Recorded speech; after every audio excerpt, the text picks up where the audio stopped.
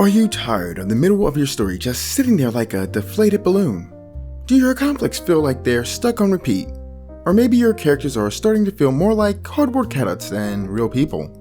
And let's be honest, are the stakes even stakes if no one's biting their nails? Well, fear not. You're not alone in the struggle.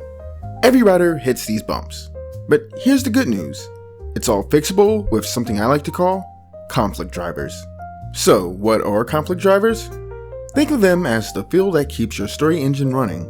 Without them, your plot's gonna stall out, and nobody wants that. Now, here are what these 3 conflict drivers are. 1. Barriers. Barriers are your classic roadblocks. You want your character to make progress? Too bad. There's something in the way, and it's gonna force them to rethink, redirect, and struggle. These moments stop your story from going in a straight line, which, trust me, no one is here for. By making your character adapt, you give the audience a reason to stay invested. 2. Complications. Complications are the slow burn of the storytelling world. These don't hit your characters all at once. No. These simmer in the background, slowly building tension and leaving the reader with that anxious feeling of, oh no, something bad's coming. Think of complications as ticking time bombs that make readers stress while your characters try to juggle everything else. 3. Situations. Situations are the big, dramatic game changers. A situation isn't just a hurdle. It's when your story gets flipped on its head. It forces your characters to act right then and there. No waiting around. It's that moment where the tension explodes. And everything afterwards is a direct consequence of this massive shift. Situations hit like a ton of bricks. And this is where your story cranks it up to 11. Now that you know what conflict drivers are, here's the fun part. Using them to supercharge your story. What I've given so far is just the tip of the iceberg. It's basic stuff you can get from this book, Story Structure Architect. They're the raw ingredients. What I've done is cooked up an in-depth breakdown which goes into much more, adds practical examples, and some actionable tips so that you can get to work using them. The drawback to this though is that it's quite lengthy. So I'm splitting it into 3 parts. We'll start with barriers and let's go with this. The faster this gets to 100 likes, the faster I'll get around to part 2 and part 3. So make sure to like and share it in places you think it can thrive. I'm certain doing so will make it worth your while. And if you don't believe me, let me provide you the convincer with my dive into barriers. So, barriers aren't just random obstacles. They're opportunities. Handle them right, and barriers become the building blocks of a stronger, more emotionally charged plot. Here, let me show you what I mean. 1. Barriers reflect character traits. The way your character handles barriers is key to revealing who they really are. Think of it this way. A resourceful character might find a clever workaround, while a stubborn character might try to smash through it. The point is, each barrier should force a character to act in a way that reveals their strengths or exposes their flaws. So, for an example, let's say your hero faces a locked door. A clever character might pick the lock, but if your character is more hot-headed, maybe they just kick it down. Either way, how they deal with something says something about them. You're not just stalling for time, you're giving your reader insight into who your character really is. 2. Barriers should escalate conflict.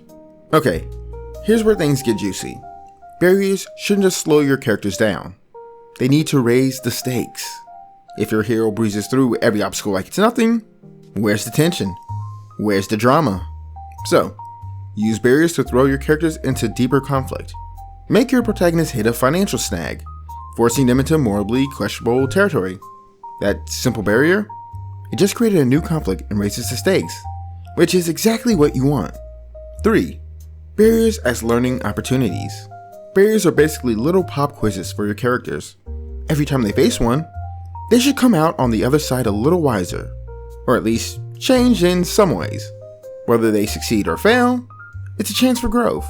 Basically, think of each barrier as a lesson. If they fail, they learn what not to do next time. If they succeed, they might grow more confident, but maybe that success brings its own set of new risks. Either way, make it count. 4. Barriers test relationships. It's not just about the individual though. Barriers can really strain relationships between characters. Maybe they must cooperate to overcome the obstacle. Or maybe the barrier drives them apart. Let's say two characters are stuck in a high-stakes situation. They disagree on how to handle it. One wants to take a risky shortcut, and the other refuses. You get instant tension. You're not just testing your character's problem-solving skills, you're testing their bonds. 5. Barriers should align with themes. Here's the pro move. Use barriers to echo the larger themes of your story. If your story is about control, for example, then throw in barriers that challenge your protagonist's ability to maintain that control. If your theme is about redemption, the barriers might force your protagonist to confront past mistakes. Each obstacle isn't just about the plot, it's also a reflection of the theme you're exploring. 6. Barriers should be unique and varied. And finally, don't fall into the trap of making every barrier the same. If your hero is just breaking down door after door, that gets predictable fast. You want to mix it up. Physical barriers, psychological ones, emotional hurdles. Keep your reader guessing. Maybe your first barrier is a locked door. Cool. But the next one could be something psychological, like fear of confronting an old enemy. Then throw in a betrayal for good measure. That variety keeps the narrative fresh and keeps your readers hooked. So, next time you're stuck thinking, how do I slow my characters down? Flip that thinking. Ask instead, how can this barrier develop my story?